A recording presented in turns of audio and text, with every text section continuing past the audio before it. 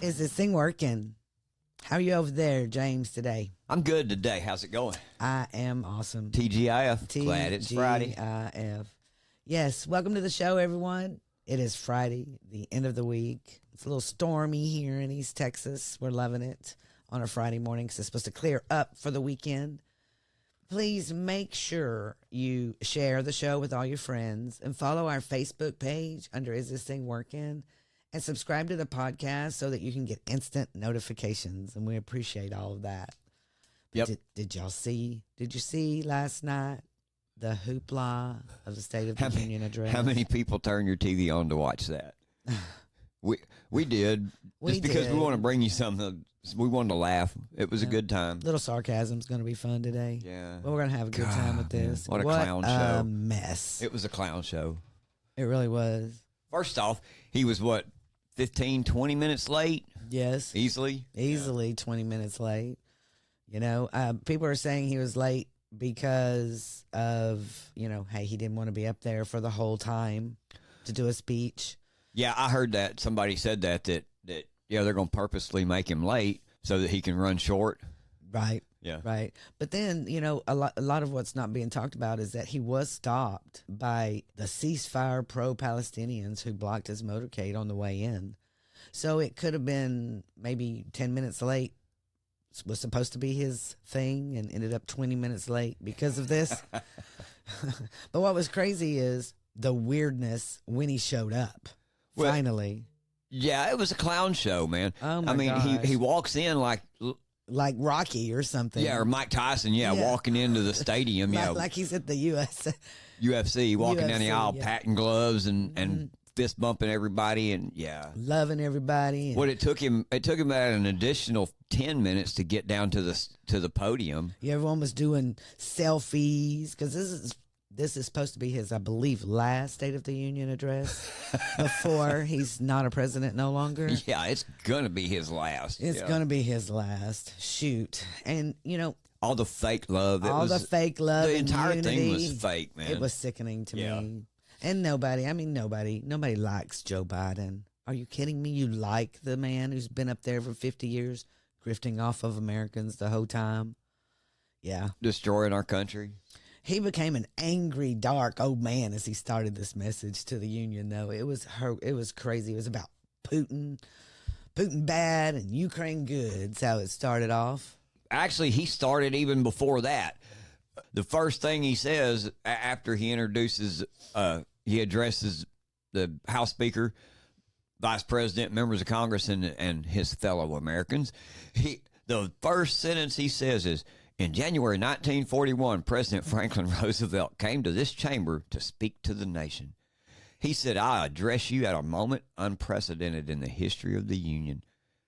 Hitler was on the march. War was raging in Europe. President Roosevelt's purpose was to wake up the Congress and alert the American people that this was no ordinary moment. So, he went a lot darker than that from the very start. Very start. Yeah. Yeah, and then he goes on and, talks about Ukraine and how Putin is bad and we need to stop Putin from doing, going across the globe when Putin himself has come out and said, I'm not doing that. So everything that he says is a gaslight lie. He talks about this bill that he wants Congress to pass so that he can go on and send all our money across there to Ukraine because Putin is bad. And we got to save their democracy. Yeah, that was one of the things that he said too. What makes our moment rare, because he talked about the moment in time that we're in. It's no ordinary moment. He said, what makes our moment rare is that the freedom and democracy are under attack, both at home and overseas at the very same time. Putin of Russia is on the march, invading Ukraine and sowing chaos throughout Europe and beyond. Where is he sowing any chaos? Where? No, it's only you. Where? Yeah, it's only you that is sowing chaos. I mean, it's certainly not him. He's just in one area trying to fight that area. Yeah, I think why our government's so mad at him is because in 22 when this conflict started. This latest conflict, I should say, in 22 when this latest conflict started, and we pounded all those sanctions on them, Russia actually improved. I know. I know. It was good for them. Yeah, and Putin bragged about that during his Tucker interview. They actually improved. He did. Sanctions do no good. Biden thought he done threw down the gauntlet on him and gave us all them sanctions, and it was ineffective. It was very ineffective. Completely. So maybe totally made them money. Yeah, maybe this is why they're so mad at him. And they're mad at us too, because you see, he pivots from Ukraine and goes straight into January 6th. We have, his message. I'm just going to read it. He says, "My message to Putin is simple. We will not walk away. We will not bow down." He says it twice. Yeah. He says, "History is watching, just like history watched 3 years ago on January 6th. See what I mean about his pivot? Why would he pivot from the war outside of our country to the war inside the country is what he's referring to. And then he goes on to say, insurrectionists stormed this very Capitol and placed a dagger at the throat of American democracy. Many of you were here on that darkest day. We all saw with our own eyes these insurrectionists were not patriots. They had come to stop the peaceful transfer of power and to overturn the will of the people. January 6th and the lies about the 2020 election and the plots to steal the election posed the gravest threat to our democracy since the Civil War. But they failed. America stood strong and democracy prevailed. But we must be honest. The threat remains. Democracy must be defended. My predecessor and some of you here seek to bury the truth of January 6th. I will not do that. This is a moment to speak the truth and bury the lies. And here's the simplest truth. You can't love your country only when you win. When he said that last sentence, the room erupted on the Democrat side. Everyone stood up and it became like the sentence. Like good little cult members. Yeah, it became the sentence that, and believe me, that is the sentence they will use over and over and over again. So you watch for it. What really got to me when I heard him talking about all of January 6th, like you say, the way he pivoted, the things that he said about January 6th, and through his entire commentary about J6, he gaslighted the entire thing because he goes, they come to stop the peaceful transfer of power and overturn the will of the people. Well, we've already heard that our intelligence community is already out there announcing that come this year, if President Trump wins, what are they going to do? They're going to stop the peaceful transfer of power. They already told us they're going to try to do that. They're going to try to do that. They're going to join together to defend their democracy. That is what he is telling you on this right here. Yeah. That's what they're going to do. Okay. He talks about that. And then he goes on, the very next thing that he mentions is the plots to steal the election pose the greatest threat to our democracy since the Civil War. Dude, y'all were the ones that stole the election. That's why we were there. That's exactly right.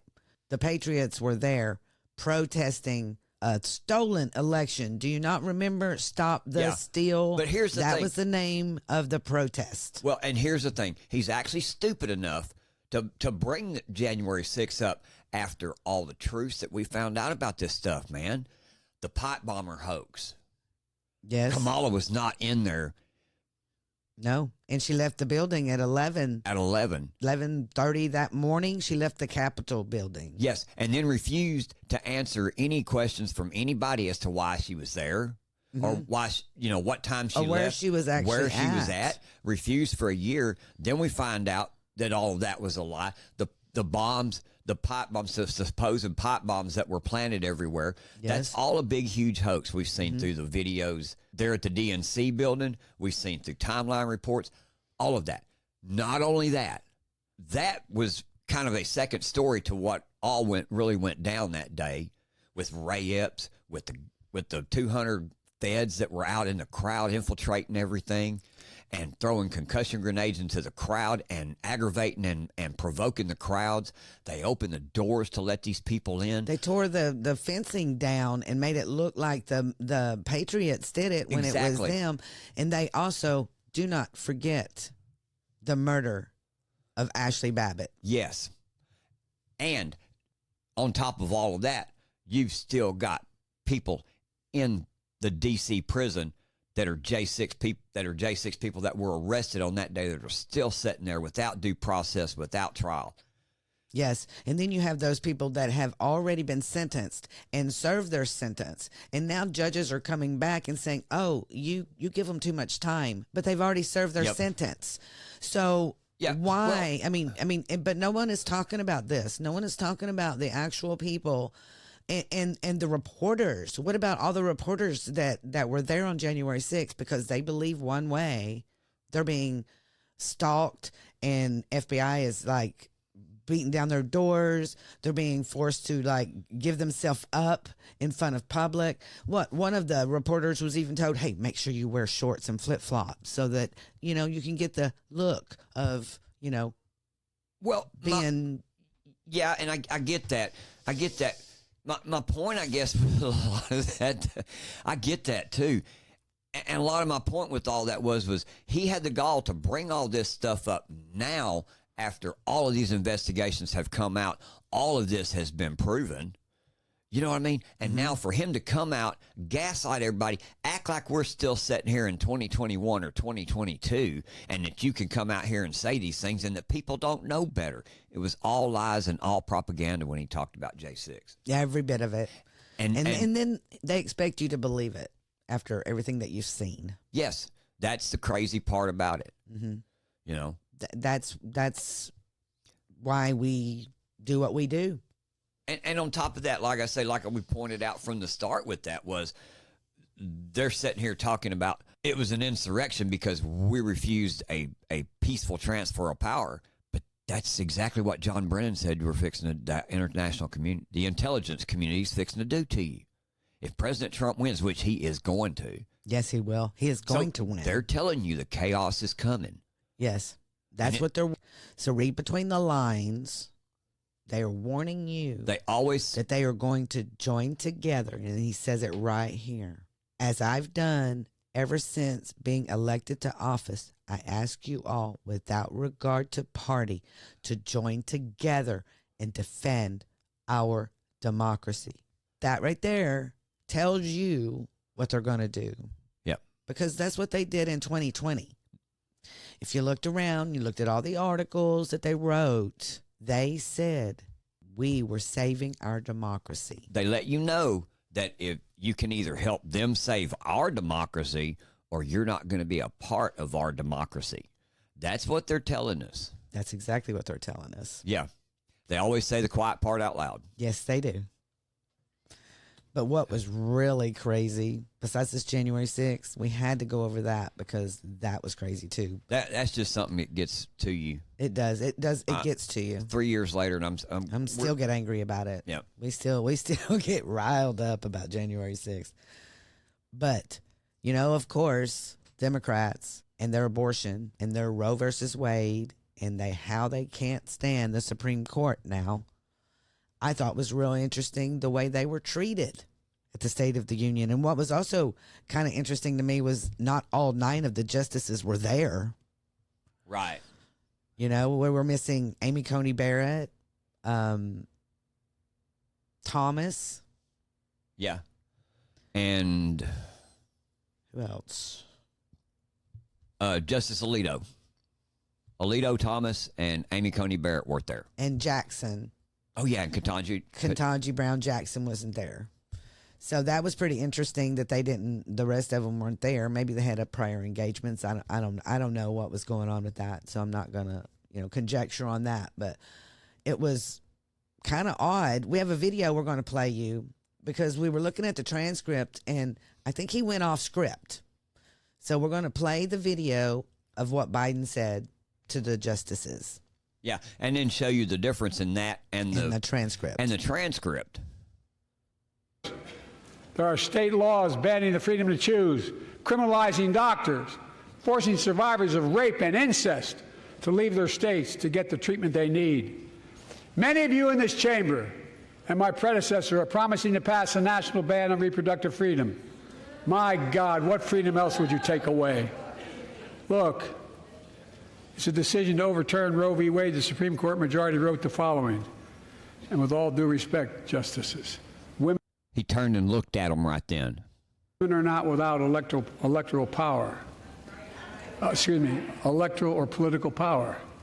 You're about to realize just how much you're right about that.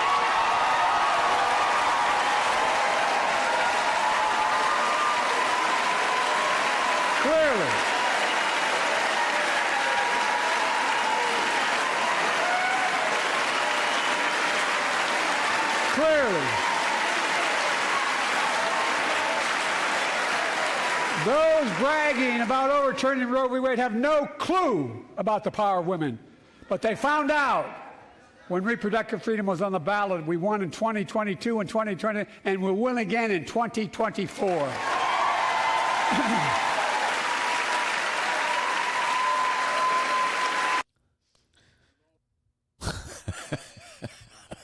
I just noticed. Okay, I had something very important to say about that. Hold on. Let me see if I can grab it back. Because, I just want to point out, after we listened to this video here, that he ad-libbed talking to the justices, and he said a sentence in between, right after electoral or political power, underneath his breath, that is not in the transcript. And he turned and looked at the justices. And he turned and looked at the justices, because it says here, electoral or political power. No kidding. So clearly that bragging about overturning Roe versus Wade, but he said something, but you're going to find out something to the justices underneath his breath. Yeah, he did. He turned and looked at him. Yeah, he turned and looked at him and said, and you're going to find out. Yeah. So that is, he did say that video needs to be kept and marked. What I thought was crazy too was everybody around the justices stood up and went to cheering for this. I know. Hey man, and if I'm all five of those justices, I get up and walk. As soon as everybody sits down, I get up and walk, and I make a show of it. And I tell him, we're out of here, dude. Don't you bring not one more case to our court. Yeah. Don't you bring not one more case to my court. You know, the thing is, because you're going to get disappointed. The thing is, the justices were trying to be very respectful by showing up. Yeah. And even being there. You Exactly. know? I mean, after the way they've been treated. And, you know, they have hard decisions right now. They're in the middle of it all, you know? Yep. And I'm gonna say I respect every one of them. I respect their choices that they made. You know, that they are doing their job. I respect that. As they see it. As That's they exactly see it. right. As it's I get constitutionally. Yeah. It's constitutional. Yeah. So here we are with our supposed leader of our country, supposedly to be the one to set an example, to lead all of us, and all of his save his democracy bullshit that he wants to talk about. But yet he will turn and call out the justices of the highest court in the land and call them out in front of a room full of people. Man, that's a power move. And I hope that they show him who has the power. Exactly. Yeah. Yeah. Bring your little Trump cases to us again. Bring your little border cases to us again. And the thing is, bring them to us. What's so great about our Supreme Court is that they will leave that outside of the courtroom. Hopefully. I believe they will. They do. Man. And that's what I respect about them. Sometimes I really want them to go, ugh, well, yeah, too. I get it, but that's not their job. And I respect the fact that they sat there and sat through it all for the American people and the rule of law. Yeah. And sat there and like you say, at least remain classy. Mm-hmm. And allowed everybody in this country and everybody around the world to watch this man disrespect them and threaten them in front of everybody. I'm telling you, man, I would come at him full barrels, man. I'm telling you. I would do all I can to humiliate that old son gun from here on out, man. I know. But there again, I guess that's why you're not letting me be a Supreme Court justice or a president. That's exactly right. That's why they're chosen and not me. But I get to sit back and talk about it and respect our laws that we do have, and that's what makes America great. Let's run through some more of these lies that he talked about. Right. Here. Yeah. Yeah, because we got a little list of lies here. Of course, we've been talking about lies Yep, because he's been lying throughout the whole thing. Yeah, those are our biggest lies. Yeah, those are big ones. The ones that were tense that we wanted to let you in on our thoughts, because I know you heard it if you watched it. But Biden touts Bidenomics. And he says, in quotes, I inherited an economy that was on the brink. Now our economy is the envy of the world. I almost fell out of my chair, man. I did. I almost fell out of my recliner when he said that, man. Yeah. He says 15 million new jobs in just 3 years. That's a record. Yeah. Unemployment at 50-year lows. Oh, my gosh. Yeah. And what's so crazy, he says, I inherited an economy that was on the brink. No, it wasn't. Not at all. You know, and actually, if we would have stayed with President Trump's economy and didn't bring him in, we would not be in the inflation that we're in now, just letting you know. Well, he had to bring up a false starting point, you know, to justify what he's been doing. He tries to say that. That's a lie. We know. We weren't on the brink of nothing. No. We were on the brink of really low gas prices and a really good economy and low interest rates, and that's what we were on the brink of. Yes. And we were the envy of the world at that point. We were. Yeah. And they couldn't stand it. They could not stand that everything they put President Trump through during his term, it still ended up good. So he had to lie, create a false starting point here. Yes. You know, and then go, anyway. God, no. What do you do? Yeah. This guy is just... He done that to justify his own actions of destroying the country, to try to make his policy sound good. You're nothing but a gaslighter. Yeah. You know, because really he goes on to me and James before the show, you know, because we were doing commentary throughout on all our social media platforms. Everyone saw us, I'm pretty sure. But before the show, James picked 3 predictions, and I picked 3 predictions of the things that he would talk about. And James picked infrastructure, taxes, and abortion. And I was pharma, infrastructure, and January 6th. I put abortion down here, but I don't think abortion was yours. Yeah, and that's their go-to every time.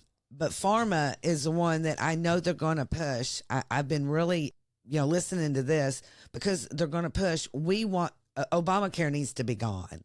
And they're constantly praising Obamacare and how my predecessor wants to get rid of it. Well, it's not necessarily getting rid of Obamacare so much as getting insurance that the American people can afford and quit giving our money to big pharma, which is what you do. And that was my predictions. Now, James, he predicted the infrastructure, the taxes, and the abortion, and his went through I was like, look, there's yours, there's yours, there's I cheated. yours. I can tell you, I already researched my choices before I told you my guesses. Look at him. See, I didn't even know that. I cheated, yeah. He didn't even tell me that last night. That's funny right there. But then I noticed a couple of things. Here's a couple of things. He talked about fair way too much. And every time he talked about fair, it was another lie he was supposed to talk about. So he talked about the rich and how they got to pay their fair share, and that they're going to give them 28% taxes. Well, yeah, that's a lie right there, because they already have that and more. So anytime he says the word fair, think of it in the opposite way, because it's not fair. And it's not fair to the rich people, just as it's not fair to the poor people to be taxed at any amount that we're taxed. We're all taxed high, every one of us right now. And it's their doing. Yep. And the other issue that he talked about was Israel and Hamas. And he says this, to the leadership of Israel, I say this, humanitarian assistance cannot be a secondary consideration or a bargaining chip. Hold on, I got a good thought. Let's read this again.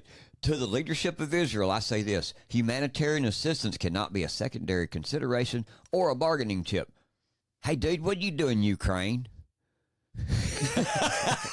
Where's that $1 billion? What did you do in Ukraine? What did you do? Yeah, this was kind of a bad word. Yeah. Bargaining chip. Well, for him to say that, for him to even say that. That's the gaslight. He's good at bargaining, isn't he? He's good at bargaining. Yeah. He's good at doing exactly opposite of what he says. Exactly. Yeah. That's exactly that. That was another point that that we were going to make here. And another gaslight. Another gaslight. Protecting and saving innocent lives has to be a priority. As we look to the future, the only real solution is a two-state solution. Now, you're going to hear a lot about this one. Yep. Not good. But I just want to give you a couple of President Trump's play-by-play on True Social while all of this craziness was going on. Yep. He says, he talks about him coughing quite a bit. He said, don't shake his hand. He's been coughing into it the entire night. Here's another one. They may be the angriest, least compassionate, and worst State of the Union speech ever made. It was an embarrassment to our country. I agree, sir. He didn't stand up to Putin. He gave Putin Ukraine. That's what he did. Yep. And then he says later on, this was an angry, polarizing, and hate-filled speech. He barely mentioned immigration or the worst border in the history of the world. He will never fix immigration, nor does he want to. He wants our country to be flooded with migrants. Crime will rise to levels never seen before, and it is happening very quickly. They are the true enemy of the people. And you remember the part where he was, the little bit that he did talk about the border bill and the immigration bill, he turned and started trying to argue with Republicans on the floor. Yes. During Give me his that speech. bill. Yeah, during his speech, he started trying to argue with them on the floor.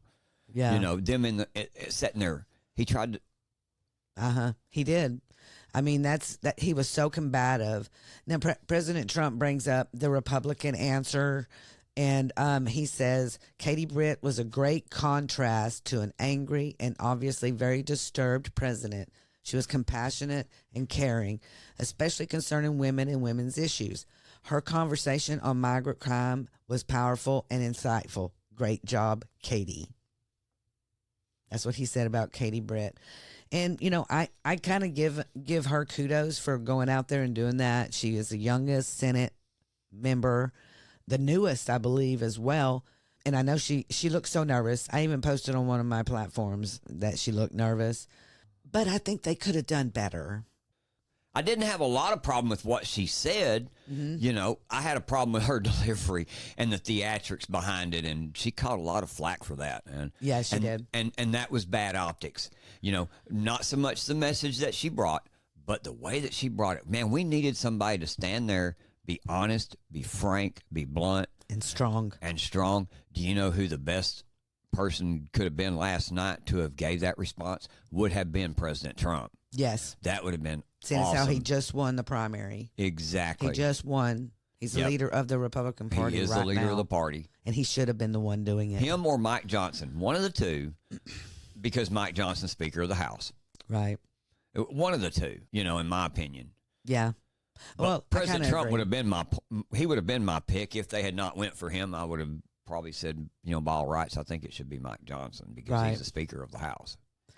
Yeah. One thing President Trump did say to end it all, he said, Joe Biden, you're fired. And I thought that was pretty cool. Yeah. He ended it all last night with "you're fired." So that was pretty cool. We had a good night going through everything. We watched it through Timcast. We appreciate them and them giving us the platform to get all this cool information. They had some comedy gold if you get a chance to hear their podcast today, too. It was good. You need to watch them. We get a lot of our commentary from them and from Steve Bannon. We want to thank everybody out there that helped get all the word out about this crazy, awful State of the Union address. Y'all have a great weekend. See you on Monday. Is this thing working? Let's rise up. Well, hey, everybody, that's it for today. Thanks for listening, and I hope you've enjoyed the show. Hope you've learned some things about what's going on around us in the nation and in your communities. You know, we couldn't do this without your continued support either. We appreciate all of you showing up, taking the time to listen to us today. So please, like I say, make sure to hit the like button, share our show with all your friends. We'll see you next time on Is This Thing Working? And as always, I'm James, and that's my lovely co-host over there, Denise. and we'll see you next time. We're out.